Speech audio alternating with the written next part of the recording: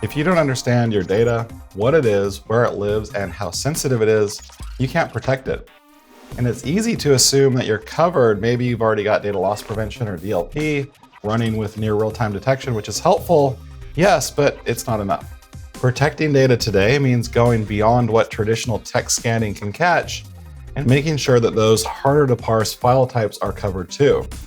And it also requires a layered approach with instant risk insights, starting with consistent and automatic classification so everyone's clear on what's actually sensitive. Labels that make sensitive content easier to interpret and trigger automatic policies, and adaptive protection that responds to the risk level of each user, whether human or non-human, and how they engage with the data. In fact, this matters even more with AI that can now bring hidden or long forgotten information to the surface in just seconds.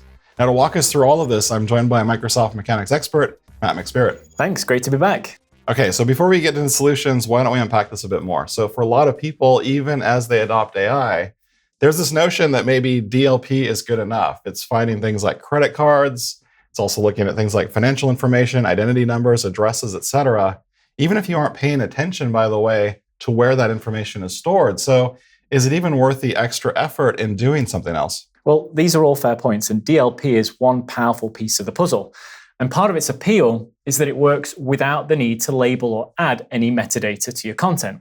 It's also rule-based and can look for sensitive information types as they're being written, read, or sent, and then use what it finds to apply corresponding protections to prevent sharing or contain its sharing radius. Okay, so what you just said sounds like all upsides. So the policies are relatively easy to configure. They work by default with all your Microsoft 365 and Office apps and your managed devices as long as people are signed in with them, regardless really of where that file goes as well. So what's the downside? Well, depending on the scenario, there are a few areas.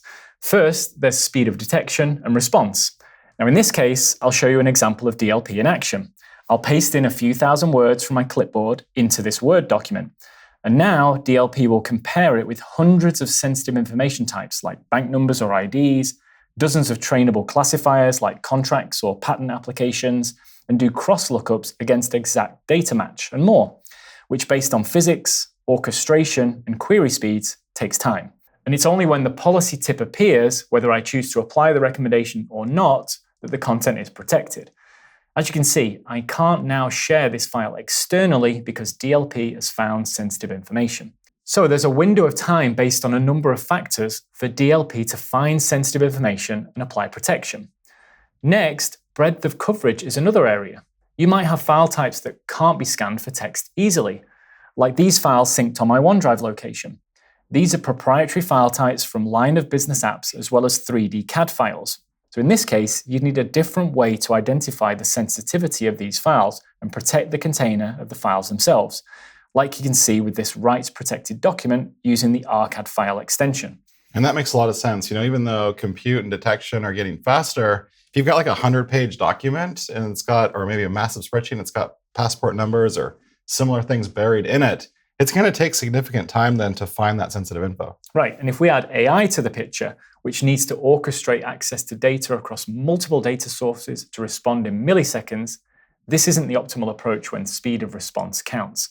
And that's where a layered approach comes in addition to your policy engines like DLP.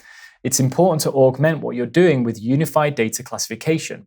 It gives you a broader, persistent understanding of sensitive data across your environment so that it's easy to assess your data risk and then add sensitivity labeling to your data security strategy. This way, DLP can immediately act on an existing signal rather than having to evaluate everything from scratch each time. Okay, so why don't we go deeper then on unified classification as part of this layered approach? So this actually gets to the heart of the problem. Over time, as data keeps growing and shifting, different teams and tools have ended up defining sensitive data in their own ways, and it's hard to know where all that data lives. No one really intends for the inconsistency, it just happens. And you're left with a patchwork view of your data instead of one clear picture. And that's why the first step is giving everything that works with your data, whether that's your users, AI, or your apps and policy engines, a single consistent way to recognize what's important. So here in Data Explorer, Microsoft Purview has already identified sensitive data across my environment automatically. This reflects a unified data classification approach that discovers your sensitive data wherever it lives. I didn't build any rules for this. This discovery happens automatically. And if I drill in, I can see exactly where these files are, even preview the content to see the content in question, and easily understand why they were identified as sensitive. And there's really a lot to it that's powering this classification. So what is Purview then looking at to determine if there's sensitive information there? Right, there's a lot happening under the covers. Purview uses two main built-in classification methods. First, sensitive information types that detect specific regulated data such as credentials, IDs, or financial numbers, with more than 300 built-in detection patterns for regulated data. And second, more than 100 pre-trained classifiers that understand broader categories of content like budgets, HR files, or source code. These classifiers are built using Microsoft's domain expertise and training datasets to recognize common business content categories. Additionally, how fresh your data is also matters to Purview. Purview evaluates new and modified content, automatically analyzing the data with the latest classifications and policies so that your most recent data is well understood and has the latest protections. And if you want to evaluate data that hasn't been accessed recently, you can run on-demand classification to scan data at rest, helping you uncover sensitive data that might otherwise be overlooked. And building on what you said, Matt, you can also teach Purview to recognize content that's unique to your organization. For example, you can create your own trainable classifiers by providing real sample content. You just have to point it to a SharePoint site with 50 to 500 files of matching content. Or you can use exact data match for structured data comparisons against exact text strings. Think of things like code names or maybe specific customer, partner, or competitor names and more. In Purview, it also supports fingerprinting for things like standard forms or templates so that they're recognized even if the wording changes. Of course, classifications can trigger protections once they're paired with active policies. Right, and interestingly, labels can also trigger protection policies. And we should really unpack this a bit more because I think a lot of people watching probably make the mistake of conflating classification and labeling as being one and the same thing. It's a common mistake, but there is an important distinction. In fact, there's an easy way to think about this. Think of data classification as recognizing what your data is. It's about understanding the sensitive information that's present in your data. And data labeling is the simple to understand wording along with your intent for how the data should be handled. For example, a confidential/do not forward label needs no complex explanation on how you should handle the data if you're the user. And on the back end, Purview quietly protects the data based on how you've defined protections associated with that label, like access restrictions or watermarking. And the bonus is that this guidance and protection travels with the data. And you can set labels up in Microsoft Purview Information Protection. This lets you create sensitivity labels like these to define how different types of data should be classified. Once you've done that, you can configure policy protections that are triggered by those labels, such as encryption, limiting the sharing radius or visual markings, and more. And when used in tandem with DLP, you can even prevent Copilot from processing labeled content. Next, with your labels created, you can publish them so they appear in apps like Word, Excel, PowerPoint, and Outlook, and are honored across services like Fabric, Dataverse, and of course, as I mentioned, Copilot. All of what I've shown you is included with most versions of Microsoft 365. And with Microsoft 365 E5, you can even set up auto-labeling, so Purview can apply labels automatically when it detects sensitive content. So labels are respected across all those destinations. That's right, and once a label is applied, it's recognized across supported workloads, and Purview solutions like DLP, Insider Risk Management, and more know how to handle that data properly. So instead of stitching together separate tools, each with its own definition of sensitive data, you define sensitivity only once. And that same signal drives consistent protection wherever the data travels to. In fact, let me show you how this works in practice. So here in DLP, I'm going to create a policy based on what Purview has already automatically discovered across SharePoint and OneDrive. From the Insights card, you can see the top sensitive information types, like medical, IP and trade secrets, financial data, and medical identifiers. So I'll get started, then choose to create all of the recommended policies. Now, if I go back to my DLP policies view and look at the ones I just created, you'll see that there are 4 new policies. If I click into edit one, you'll notice that Purview has already pre-selected the right conditions with trainable classifiers and actions predefined for the policy. And from there, I can even add to this policy. In this case, I'll add my confidential labels to the policy. These are the same ones I've shown before. So in short, classification identifies the sensitive content. The conditions being met will then trigger the corresponding policies to enforce protections.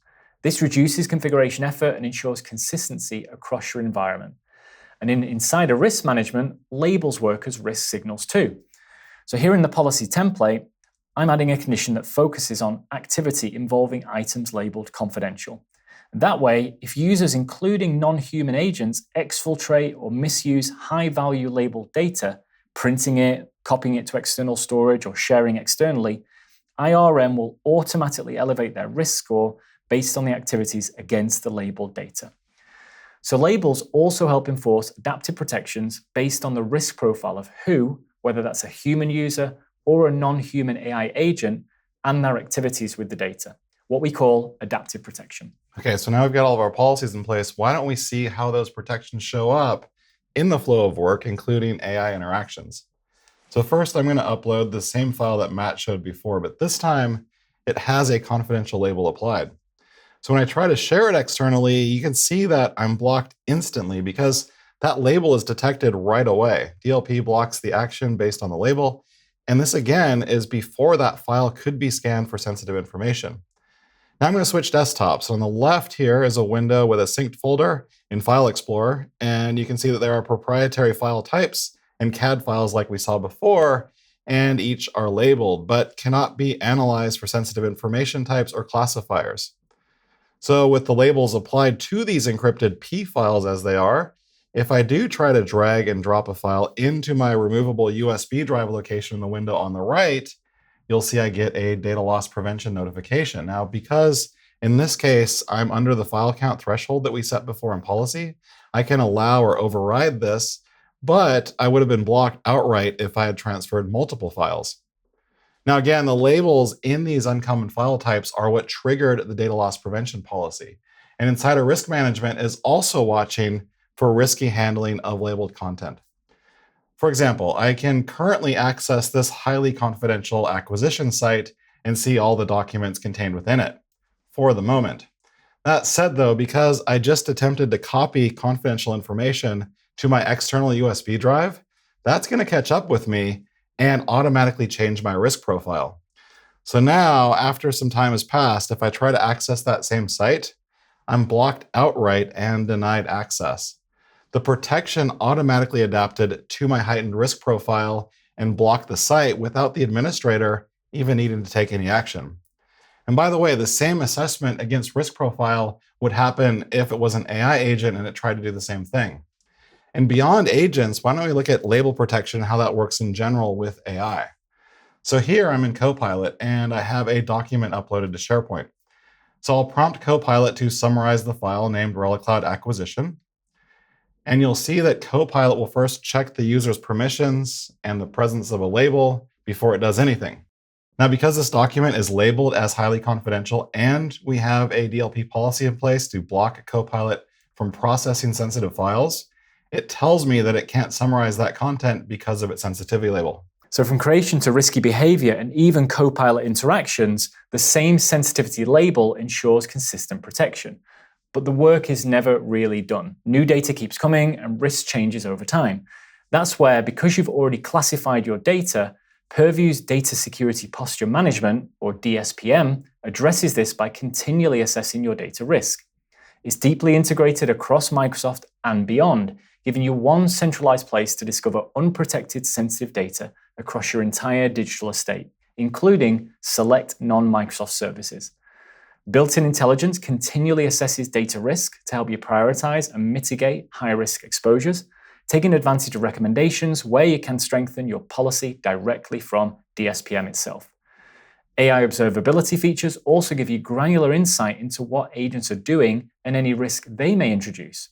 And custom reports make it easy to embed posture management into daily operations by highlighting where to improve. And this is all built to help you then move from reactive investigation to more proactive and measurable risk reduction. Exactly. And actually, this is just scratching the surface of what Purview can do. You can also use AI itself to manage human and AI data risk using deep reasoning Purview agents. For example, they can triage alerts and automatically message users in Teams with the sensitive data found and the actions they need to take. Okay, so as you saw, there are lots of ways that this layered approach goes beyond traditional DLP protection. So where can everyone who's watching right now learn more? Well, first check out aka.ms/Purview Information Protection. Again, if you use Microsoft 365 in your organization, you'll have Microsoft Purview today. And you can get the more advanced Purview capabilities with Microsoft 365 E5, so it's worth exploring further. So start using unified classification and labels today. Thanks, Matt, and thank you for joining us. Be sure to subscribe to Microsoft Mechanics if you haven't already, and we'll see you next time.